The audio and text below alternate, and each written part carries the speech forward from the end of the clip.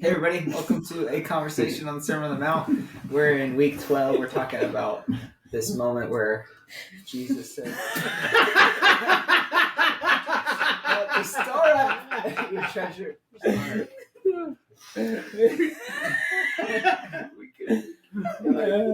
Well, riches ramp up. This might be the worst podcast What? I've ever gonna hear.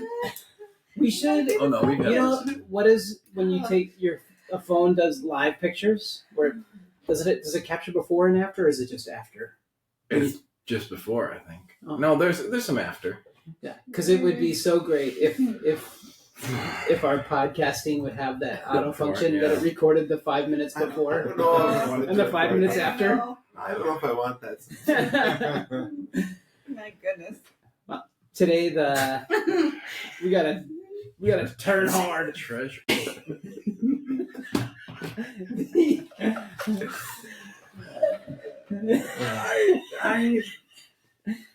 is. What do you mean? What? Jesus. Yes, Jesus. Treasure. Heaven treasure. Jesus is ending this section. Chapter 6 has had Chapter 5 ends with some fences. Hey, it's not just about murder. Don't hate. It's not just about adultery. It's don't lust. And then it turns into the positive in chapter 6 says you should do these things, but motivation really does matter. And so as you give or are generous, as you pray, or as you fast or do spiritual disciplines, just doing them is not enough. And again, it's not a call just to point out insignificant or falling short, but it's your motivation really does matter. It doesn't mean that we're always a failure, buddy, but it is. Oh, she's got the giggles hard. Dude, I felt like I was moving on, and then you just see that? Nope. make jokes. So with these, motivation really matters. He ends with where your treasure is where your heart will also be. And anyway, we did a one-page thing. You did a test. Let's go to it. A year ago. But there's on one side there is a list of 5 things that if you were asked to do them for a year. So one is to wake up early, keep your house really clean, have a budget, attend social events, or do therapy. And so I wrote these things, but it was kind of interesting when I thought about my what actually motivates me.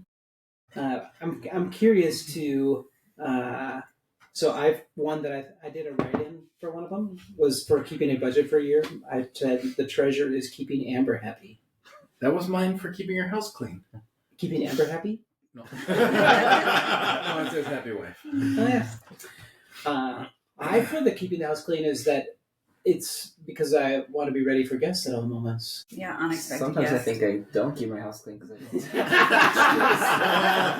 Sorry. Please don't come to my house. Oh, Any of funny. the motivators stand out to you? Anything that were unusual or different? I wrote in for the first one because I think it's the treasure of just having energy. Like waking up an hour earlier is an hour more energy. Because once I hit afternoon, It's done. I'm just there. I'm just there. I'm paperweight. It's not a treasure, but it's definitely like I don't want to be in trouble. And so For which somebody one? is all of it. Everyone? You write in all of those? No, I didn't. But I think I was looking at it and I was like, what is the motivation? I was like, oh, I don't want to get in trouble. That's a big motivation. Well, I think the thing that I think is like the aha moment for all of these things is that you can have very clear, understood motivations to do lots of great things. Yeah. And it's so easy to check these boxes of what would be a motivator and then not do them ever. Yeah. Not just once, but like all of these things had the for a year caveat on them. And you can say, you know what, to do, just with the counseling, to do therapy for a year, you can say, I could check all these boxes. Great, do it. Yes. Oh, it's so valuable. And then never. Yeah. Never ever, and not ever, and then not feel anything from it. Which I think this is like that encapsulates so much of what Mhm. Jesus is talking about. Is when you think about truly what do you treasure? If you do treasure something, you're not going to have to be wooed, wowed, Right. convinced. Yeah. Probably actually do something about it. Yeah, because these things are already happening in a lot of people's lives. You know what I mean? Yeah. And so it's like having it be enough to motivate for change. The change might have already occurred if it was already motivating. So it's like, what's a something that is, excuse me, just like something that's going to push you in a different direction. How are you changing your treasure? How are you? Yeah. What's the shift happening? It's so easy to think that it is what it is. Mm-hmm. Like it's all the breakup words. What can you do? Right. And it's, and hopefully there's some opportunity to have change. So the other side is that you're being considered to be part of a reality TV show. And so because of that, you're going to be observed by a team of people for a month. And so what do they observe you commonly or usually or repeatedly doing? And it's interesting. Greg, you said this was hard. I thought it was easy for me to write down 10. But and also mine are very vague, but I think if I was being observed from a distance, man, how boring. He went into coffee shop again. Like I would love like that degree of intense observation without necessarily context would be awesome. Like what is this guy doing? He loves Costco so much. Yes. He's meeting somebody else is coming. Does he know all these people that he's hanging out with at the coffee shop? Why is he behind the counter? He just walked down and stole some. Yes. Oh, I think about that. Sometimes when I grab something out of the cooler, I make a point to walk behind the counter. Yeah. Because I'm like, wait, I'm waiting for a moment for somebody to go, hey, did you buy that? I know. I try to act like I'm stealing it because I want to see if any customers just say anything. I've had customers like look at me weird, and then I just look at them.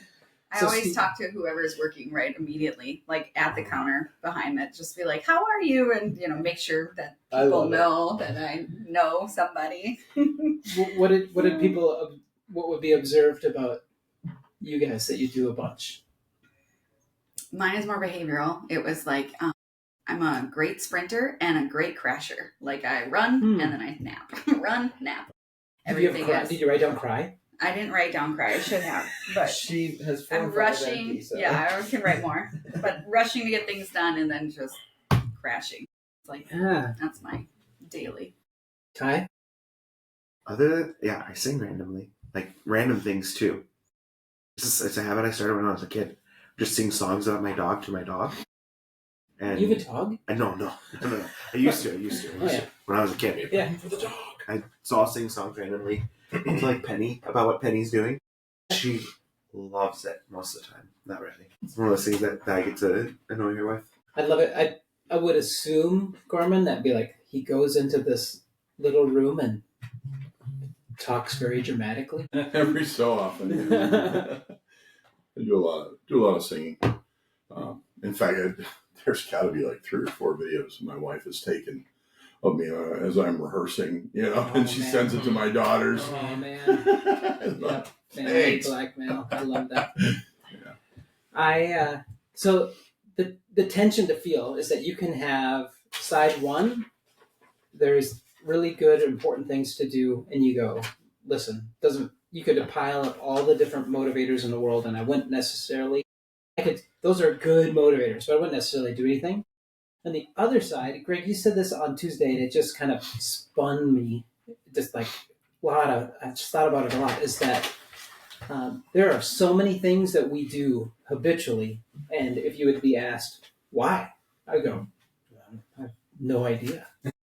And so, like Jesus's words are, as he wraps up this section about doing good things, is that he points out this, you should work to store up treasures that can't be destroyed, Where your treasure is where your heart will be. You can't serve both God and money. And it's this isn't really all about money, but it's about where you really truly find value and where you truly it's the things you do, and whether you know it or not, there's motivators behind that.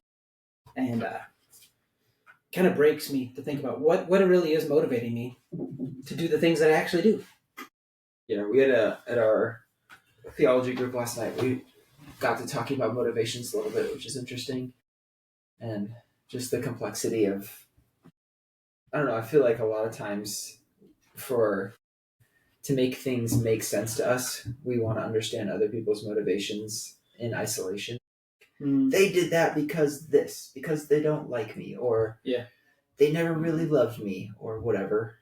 But I think most motivations are much more murky in that there are a million things. Yeah. And a lot of them are unknown. And so I think it's kind of dishonest to say any motivation is happening in isolation. You could do something because it benefits you and it benefits somebody else, and it's what you feel like you're supposed to do. And shamed and noble. And it can all be at the same time, which makes it so much harder. And the Sermon on the Mount is going to continue, and it's going to bring into focus judging others. And like this is such a great precursor to that, because you go, my motives are complex, but when I look at somebody else, I just have theirs are simple. Yeah. They're terrible. Right. Or on the other end of it, they're incredible. Like they don't touch the ground. They're incredible, and it's that can set you up on both sides to moments of feeling failure and disappointment. Yeah, it's really hard. I again to bring this into perspective in Jesus's words, I did a quick editing of there's a moment in Forrest Gump, the movie, when he really quickly, it's when he's mowing the yard. It's like he gets hired to mow the grass at the field because life has led him to a point where he doesn't have to worry about money anymore. And he just, all of this success, and the overarching picture of the movie, I don't know about the book, but the picture of the movie is that here's somebody that, without even necessarily skill, like falls into success after success after success after success, and still in the midst of it has pain and challenge. But I think our calling is to have, not to just think that, well, I'm just going to stumble into doing good things. My motivations, they are what they are, but I hope that I, without intentionality, can just do and be good, be healthy on the inside. And it appears that Jesus is going, it's not going to happen on accident. You're going to have to give some energy and effort to it. Paul in 1 Corinthians chapter 9 says it's like running like a competitor in the games. You got to run with intention. Don't run aimlessly, but strike your body with blows in order to make it, again, a more perfect person and being. And so intentionality is rough. Well, and it's not just the performance of it, it's the training before it, ahead of it. Yeah. So couple that with not the expectation of having it, your motives are not always going to be pure, but it can be a practice for sure. First step to that is just trying to understand why. Yeah, and so on Sunday to come to a moment where we're asked to write down what really does have value in life. Because I think I really like the picture of this paper could be much bigger and have, 100 things that are valuable to do and all the motivators of it. And then the other side could have, hundreds of things that we do habitually. But to feel, like, I think most people, and for sure me as well, if somebody observed impartially and just say, well, we're going to do this reality show on Scott, and quite a bit of it will be him picking up his phone. That's going to be really entertaining. And so, think about the motivators, the deeper motivators to those types of things, and then to go, all right, what really does have value, and how am I going to build and invest into those things, motivating those things that they happen over and over again, has to start with understanding what truly has value. And as much as I don't understand motive most of the time, I think value is hard. Yeah. Yeah.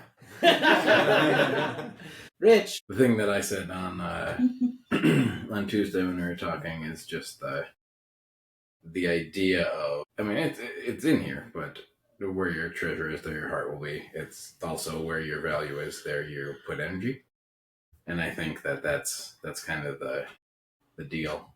And I like the idea of the observation, because someone observing, it might be boring, it might be whatever, but at the end of it, you will know things that you value from watching that. Yeah. And I think it's important for us to look at that and go, we need to know, and we need to put our effort into the things that are important. It's good. See you guys next week.